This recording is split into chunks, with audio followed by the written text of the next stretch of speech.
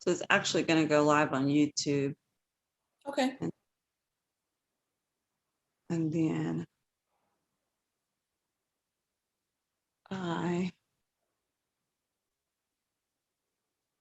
we're live on YouTube. Tap to unmute. Oh, I don't think I'm going to do that.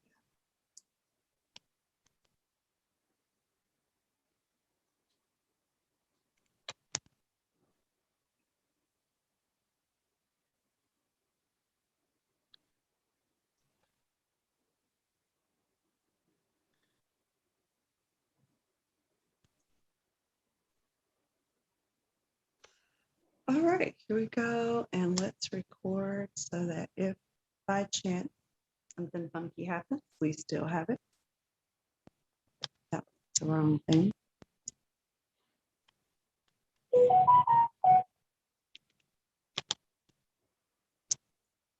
Here we go. And we will record. Tell me, say your last name again. Grevenberg. No one gets that. So I totally understand. Everyone calls me Miss Aisha. So it's Aisha Grevenberg. Grevenberg. Okay. Hello, this is Live with Michelle Vann. We talk about health, wealth, and spirituality. Today we are here with Miss Aisha Grevenberg, and we are going to talk about Black women and mental health. Welcome. Welcome, Aisha. Thank you. So glad to have you here today and to talk. When we think about March, we think about it being the month where we talk about women's history and we talk about, just so many things that happen with women. But I think as we come out of this pandemic, one of the things that is really vital that I believe to the health of specifically Black women is our mental health. So let's talk a little bit. Let's give them a little bit about your background so they kind of know who you are. You know what? I can sit and brag about my degrees and my experience, but what I love saying, and I have earned this, is I've been in this field for 20 years, 20 years. And it always strikes me that I've been doing it this long and in so many different settings. So I've been doing purely psychotherapy for the past 10 years. The 10 years before that, I worked in jails, nursing homes. I worked with DFS. I've worked in people's homes, in the communities and hospitals. So I have a lot of experience in this field, quite a bit. My clinical focus is early childhood trauma and unhealthy relationships. That's what I do all day, every day. I also do anti-racist training. So I'm definitely a OG in these mental health streets, which I'm very proud of. So as we look at that, what are some kind of those threads? Because you've been in a lot of those are very different sectors. But what's kind of the thread that you see that kind of brings all of those things together? Early childhood trauma, 100%. No matter what, if my oldest client was over 100, Wow. My youngest client was maybe 5. And throughout all of the generations, the different people I've worked with, from boomers all the way down to Generation Z, like everything that I've seen, the common thread is the trauma that we are experiencing in our childhood that just really plays itself out throughout our life if it's not addressed. So it doesn't matter if it was a jail, it doesn't matter if I'm out running groups with homeless people. What is salient is really remembering what happened to me when I grew up. That's what is the common theme. That's what I've been doing for 20 years, is really helping people put that puzzle together. So what do you say to the people that say, oh, that's just a trendy thing. We're talking about trauma. We're talking about, all of these different ideas about, oh, everybody got a spanking when they were a little kid. Everybody got this, everybody got that. What do we say? What do you say to those people that, basically poo-poo on the ideal that there is a trauma that happens to young children that shapes your life? Yeah, I get that a lot. And I especially get that in our community, in the Black community. And I get that pushback, like the idea that I, as a therapist, am pathologizing Black families or pathologizing child rearing practices, like the way that we grew up. I'm fine, there's nothing wrong with me, I got spanked, whatever have you. And I get that a lot, really a lot. Like the word trauma really is overused, Mhm. and we don't really understand what that means. So let me be very, very clear. In our community, and for anyone, you can be traumatized just by hearing something. That's why all of us collectively had such a hard time last year, whether you marched or whether you didn't march, whether you have family in I believe it's Minnesota or Minneapolis, Right, where George Floyd was murdered. How many of us ever saw this man? But how many of us cried? And when I say right, real tears, I mean real church tears. We cried. Or Tamir Rice, or any number of these people, or even recently with the Atlanta shootings. How many? We don't know these people, but just right. that community, that trauma, that's trauma. So hearing about something traumatic can really put you there and really trigger that part of your brain. And for Black children, especially, and especially Black girls, let me give you a statistic. 65%, 65% of Black women are sexually assaulted or sexually abused by the time they are 18. Mhm. 65%. And so that's trauma. So that means that almost every Black woman has been sexually abused in her childhood. So that's Right. trauma that you carry. And to think about what does that look like for most Black women to go to bed and wake up with that trauma on their spirit every day. And so the idea that trauma isn't a real thing or that it's over pathologized for us, that's fake. We experience it more because of racism and because of poverty than other groups. So as you think about that, as you think about that we experience it more than any other groups, how do you think that plays into when we start to look at social determinant of health, when we start to look at low birth rates and that infant mortality, when we start to look at all of those factors, how do you think that plays into that? It's huge. It's really the most important thing. And so when I do anti-racist training, first of all, race doesn't exist. It's a social construct. And so if we want to know about someone's trajectory, the arc of their life, let's start where they are. And so in our country, the idea of social mobility is a fantasy. It is a fantasy.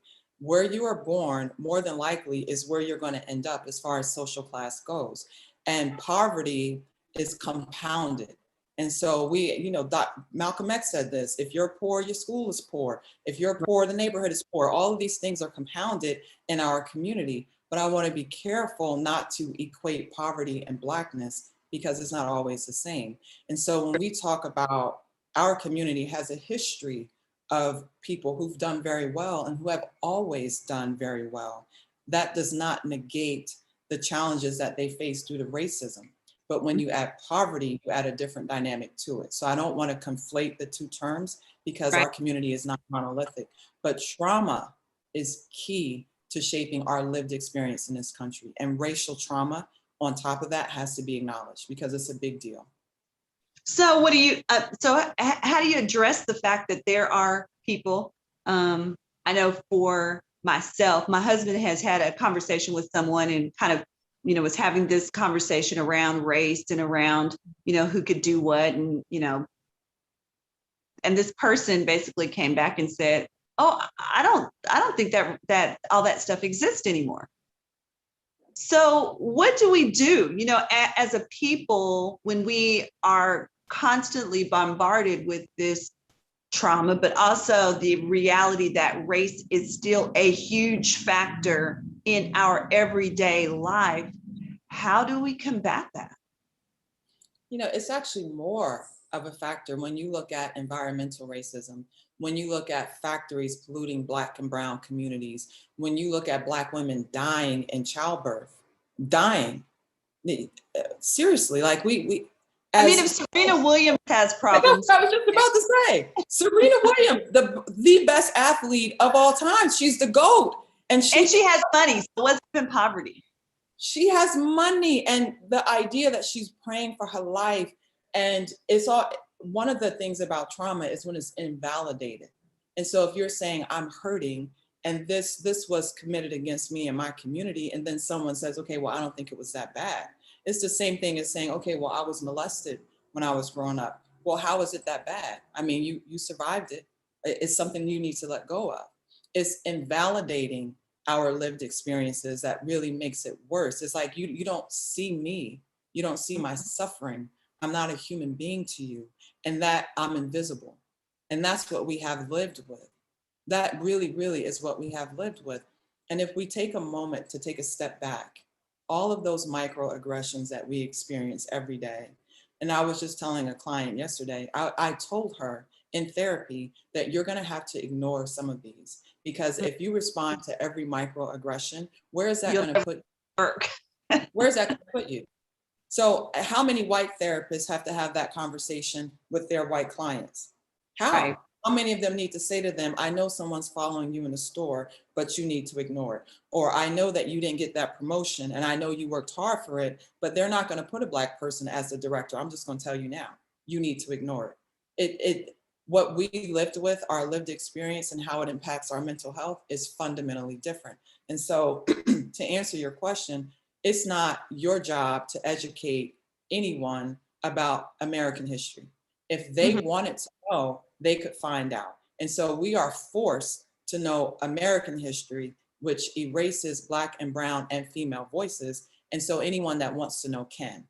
And so Google is your friend, YouTube Right. is your cousin, YouTube is your first cousin. Get on up in there and Google it. And anything you want to know can be presented to you. And so it's not our job to walk around as educators to anyone about racism.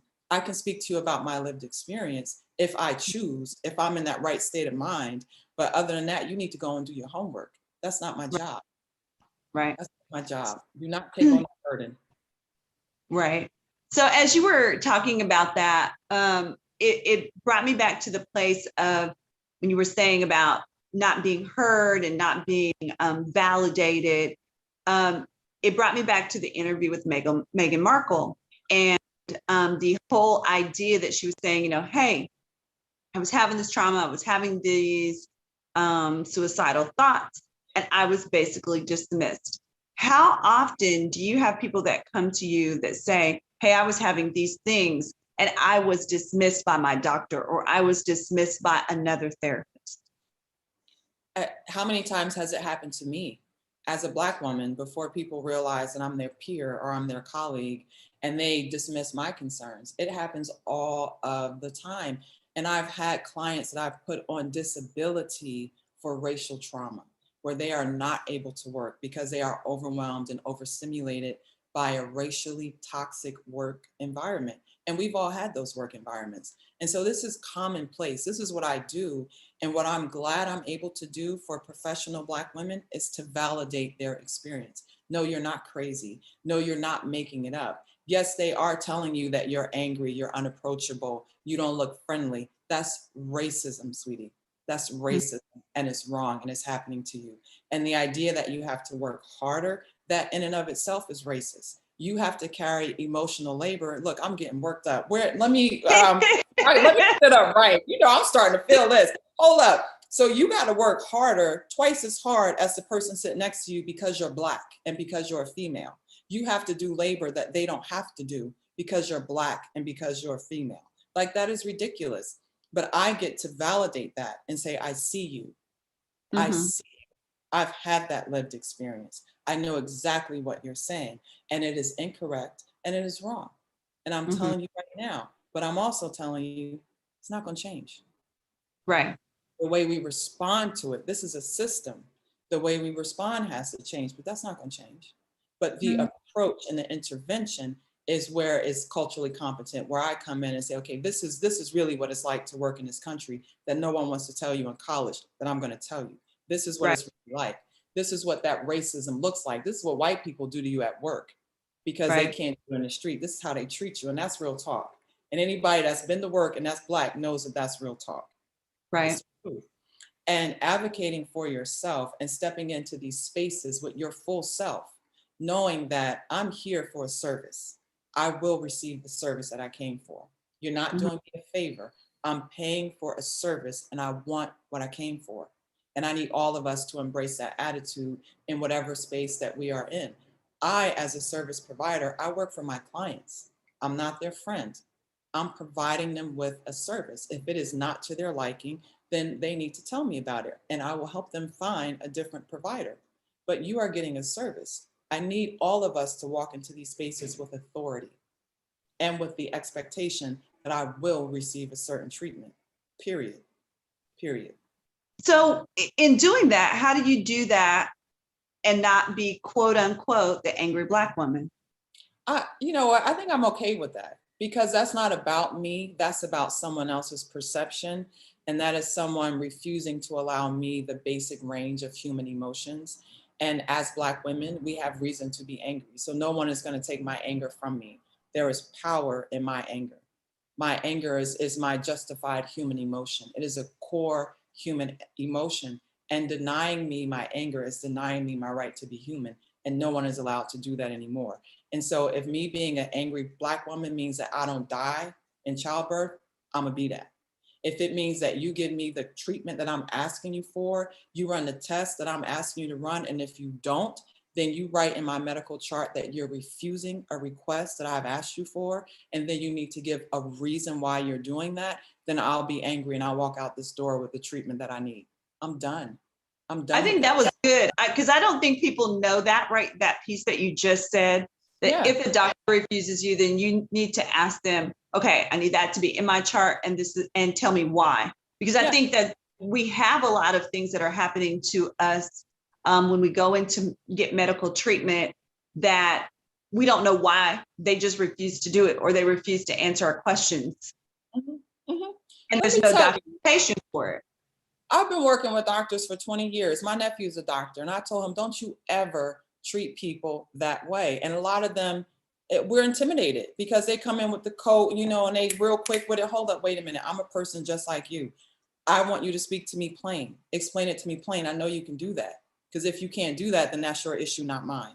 You're not required to learn to understand things the way a doctor does. They are required to be able to explain it to you so that you can understand. Know the difference. Know the difference. That's not your responsibility. But whatever you ask for, if they don't give it to you, then tell me why. You turn on the TV, ask your doctor, ask your doctor. I'm Right. asking you, why are you telling me no?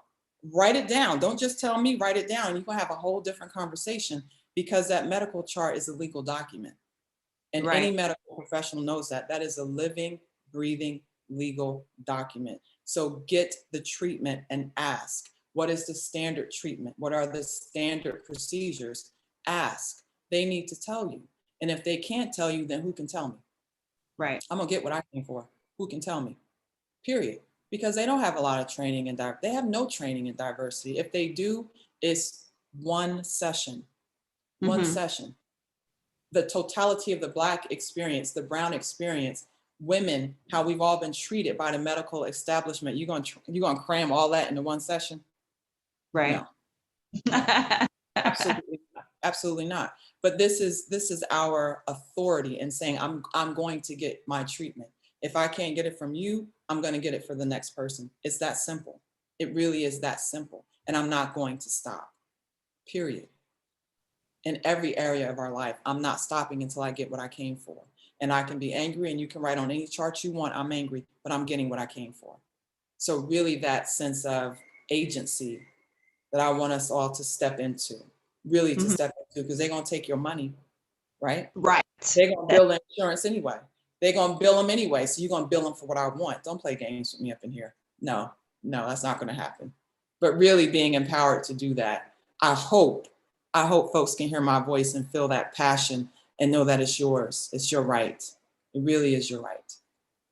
So how do we help? So you just said, can you hear my voice? I hope that you hear my voice and hear my passion. How do we help women, specifically Black women, get their voice? Not necessarily that I have to go out and be angry. Sometimes I am, but sometimes I'm just passionate about something, but I want to be able to articulate it in a way that will allow people to hear me and to receive it. How do we help women to understand how to share their passion? It's not one way. I have my way. This is my way. I'm very, I like talking. I can talk to anyone anywhere. That's my way. Your way might be writing. It might be in the moment, it might be a little bit too much for you and you might get flustered. There's nothing wrong with that. I don't need you to be able to speak in the moment if you're more comfortable writing a letter later, if you're more comfortable organizing something. It has to come from your comfort. You can't do things my way. You have to do things your way and what makes you feel empowered. And it has to be authentic to you. The only challenge that I would have is that say something. However you want to say something, not for anyone else, but for you. Because when you are silenced, that is what trauma is, taking your voice away. That's the problem. So you're not saying to change anyone, you're saying to validate your lived experience. You're going to Mhm. hear what I have to say because this just happened to me. And we're not going to pretend that it didn't just happen. And then that way we validate for ourselves what we experience. And so it has to be individual to your approach. That's what I would say. But you got to do something. Absolutely. So looking at our trauma, looking at our lives, looking at our history, looking at the data that is out there, and looking at the pandemic that we just came through, what are the things that you are prescribing to or asking women to do for self-care? Number one, calibrate your reality. Let me tell you what that means. As a woman of color, especially in our climate today, we ain't even talking about dating. That's a whole nother conversation that we can have about the dating and the relationships, the healthy relationships for women. So often people will try to tell us what our reality is. And so it is incumbent upon us to calibrate our reality. I need us as women to start to own what's real for us. Other people want to tell our stories. Other people want to tell us how to be, how to dress, how to act. The number one thing I say is this is your life. This is your lived experience. I need you to step into reality, your reality. Everyone wants to shape what's happening. No, this is real for me. This is hard for me. I need a day off. I need to rest. This is my reality. We have to step into what is real for us and not allow anyone else to shape our reality. That's number one. And the other thing about self-care is not getting your nails done. It's not getting your hair done. It's not getting your edges laid. That's not self-care. That's grooming. Self-care is when you are mindful, deliberately and intentionally focus on your emotional and your mental well-being. That's focused and deliberate. We all want to look good. We all got the nails and the hair, and that's wonderful, but that's not self-care. The reason why that's not self-care is because I don't want us as women and as people to equate those kind of things with this is the way I take care of myself. This is the way I live my life. You don't need a reason to get your nails done. You don't need a reason to go out to dinner. I don't want you to attach those things to suffering. Do you understand what I'm saying? So I had a Yeah. bad day, so I'm going to do self-care. I'm going to go get my nails done. No, go get your nails done because you got the new color and that's what you want. You don't have to suffer to have the things that you want and the things that make you comfortable. That's good. Disconnect those two. Detach those two. Suffering is not currency. But as Black women, we've been taught that the more we suffer, the more we will be rewarded. And so that's why I don't want that connotation to be in our minds. The things that we enjoy, we deserve them because we want them. That's it. Mhm. You don't need a reason. You don't need a reason to go out to dinner. You don't need a reason. It doesn't have to be a reason, but self-care is when you sit with your emotions, you sit with your anger, you sit with your grief. And an Mhm. example is when these women were murdered this week, what I challenge my learners to do is to know how to say their names. And so Mm. often gloss over an Asian person's name or a name that's Asian descent, and we want to what would do you want to be called? No. What's your name? And Right. learning to pronounce their names, and then maybe just having a small ceremony, light a candle, and say their names, and acknowledge that they were here, and acknowledge that they were murdered. Period. And that way you can be. This is trauma. Like this is something that we all experience. But the way our culture works, 8 women died, cat video. This is how you do for dating. This Right. person's having this Right. well. Like it just takes it really mentally desensitizes us to the loss of human life. And Right. so that is self-care. When you say, wait, I'm gonna take a moment for these women that were murdered. I'm going to take a moment for Black women who've been murdered through domestic violence. That's it. Right. I'm just going to take a moment. I'm going to breathe. I'm going to be connected to myself and allowing those feelings to come. And I guarantee you the tears will come. I guarantee you, you will feel it in your body. We hold our emotions in our bodies. And as women, we store our emotions in our hips. Really, we hold a lot of pain and a lot of trauma in that area of our body. And so that type of self-care and sitting with yourself is fundamentally different than going shopping. It's fundamentally So different. Now you can see they're not the same. yeah, yeah. And when you said that before, so when you were speaking on the panel for Dr. House, you said something about the whole idea that we hold our stress. And so I had been trying to figure that out. I was like, why do I always have this, this weird pain and it's at a weird space and no one ever can seem to get it except one masseuse person that, I'll be like, look, girl, come on now. And so, and as a Black woman, she gets it.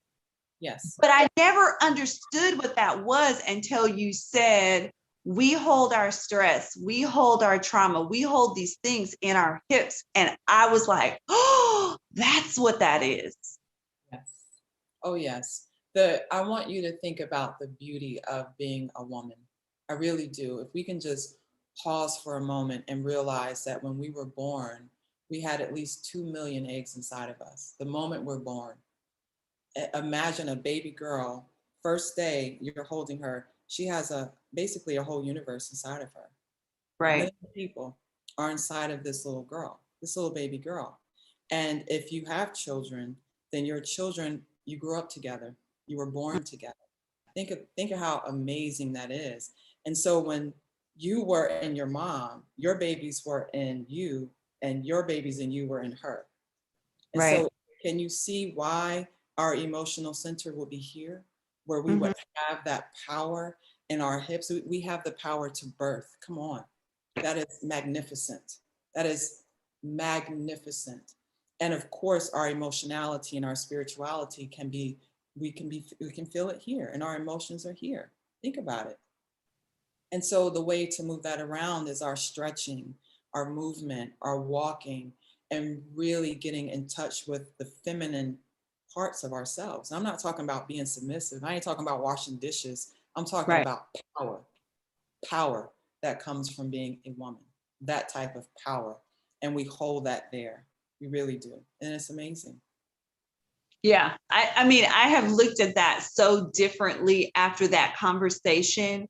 And just the idea, just like you were just saying, the ideal of being able to stretch, the ideal of making sure that I have movement in my hips when it has been a stressful day, when it has been, things that are going on, making sure that I'm getting that stretch, making sure that I'm getting that range of motion to kind of pull that out. And to me, that was so, you said a whole lot of stuff, but that right there, I was like, oh, okay, well, this makes a whole lot of sense. And I mean, and even as you say that, the fact that we produce children and all of the things that happen from our loins, from our womb that we just don't think about. We don't, because that part of us isn't validated in our culture. Well, it's sexualized. Yes, it's very sexualized, and who we are and our worth is dismissed and diminished. And it is important for women to understand that our power is when we are together, when we are connected with one another, that energy, that healing that comes from calling someone and talking to them, touching and agree. You see someone and they see you. As a woman, our healing energy is profound, and you can feel it. You can feel it when you're getting your hair done. Remember when you was little girls, you get your hair done and that kind of how good that felt. You know what I mean? And there's so much to us that has been taken from us. Now we get to reclaim it and heal. We get to do that. I think what you just said is so key. Having that time and that opportunity and being intentional about telling another woman, I see you and I hear you. Yes. I hear you. That is so powerful. And being able to say to your sister friends, your family, your aunties, I'm a safe person. You can Mhm. share how you feel with me. I'm not going to judge you. I'm not going to repeat what you said to me. I'm going to hold space for you and for your emotions. And as women, when we come together as women, we heal one another. It's just, I can see why people are scared and nervous about us being friends and talking and getting each other. I can see why. Because when we're Right. together and we're united, we change this world. And you don't have to do anything but look. Just look. When women are together, we're empowered, we make change happen. But now we have to turn that energy into ourselves and to Right. heal what's been going on for us in our community and the pain that we've experienced in our community. And it is possible and we can do it, but we got to do it together. Yeah, I totally agree. And believe it or not, we're at the end of our time, which is just crazy. What? I have so much more to say and so much more I to know, talk about. which means that we have to do this again. Absolutely. What would be the final things that you would, in your parting words that you would say, this is as we get ready to shift into the spring, as we get ready to shift into this new season, these are some things that I would love for women to hold on to. Mm. The greatest thing that I can tell you how to do, and hopefully you and I come back and have this conversation about relationships. It'll take me 2 seconds to explain this. To evaluate the health of your relationship with yourself and the Mm-hmm. health of the relationships with everyone that you have in your life, you need three things. All I need you to do is think about these three things. Think about how you treat yourself and how others are treating you. So the very first thing is enthusiasm. The very second thing is reciprocity. And the third thing is appreciation. So every relationship in your life, anyone that can hear my voice, take a step back and look and ask yourself, is this person treating me with enthusiasm? Are they Mm-hmm. excited about what's going on in my life? Are they excited about me? Do they appreciate me? Do they appreciate me? And do they give to me what I give to them? Mm. That's all. That's a game changer. And I'm talking about your work relationships as well. Is your job reciprocal? I know they pay you, but what else do they do for you? If it's only transactional, all right, if they just pay you, then they just paying you. Are you appreciated? Are they enthusiastic about you? Is there training opportunities for you? Are there wellness programs for you? What's going on in that relationship? Look at your relationship with your friends, your family. Enthusiasm, reciprocity, and appreciation. That's what I would leave any woman with. Evaluate your relationships. The health of your life depends on the health of your relationships. No two ways about it. Well, you dropped the mic on that one, so. So tell them where they can connect with you and how to find you. Sure, I'm on Instagram, but I didn't say this when I was on the panel with Dr. House because y'all are nice ladies and I curse a lot. So I'm on Instagram. It's My Therapist Life, and you can always email me at mytherapistlife@gmail.com. If you have questions, reach out to me. Any clarification of anything that I said, because it sounds like it's my opinion, but it's 100% facts. Everything that I say is based on data. If you would like data about anything I said, I will send that to you because I don't just talk to talk. Mama know what she's talking about. Okay. So that's Instagram and Gmail. Okay. All right. We appreciate you, Aisha. We appreciate you for taking the time to come and hang out with us and talk. And we definitely will have some time to come back and let's talk about that relationship piece because I think that is key. We teach people how to treat us. And a lot of times we are not aware of that. And so we wonder why we're not getting what we need to get out of our relationships. Mm-hmm. Mm-hmm. So thank you to say about us. So come on, let's go and get that scheduled so we can talk about relationships. Yeah. Okay, we'll do that. We'll do that. Absolutely. Thank you so much. Again, this is Live with Michelle Vann, where we talk about health, wealth, and spirituality. We were here with Aisha Gravenberg. Did I do it right? Got it. Yes. I see. To me, names are important, so I try to make sure I do them right. Good. Aisha Gravenberg. So we want to make sure, again, if you want to connect with her, make sure that you catch her on IG, make sure that you email if you have questions, and we will get you scheduled to come back again. Thank you and have a great day. If you hang tight, I will shut off this other off.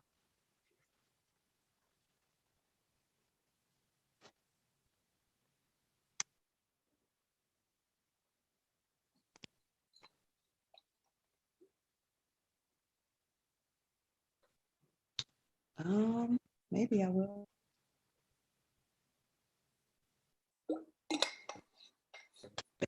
I'm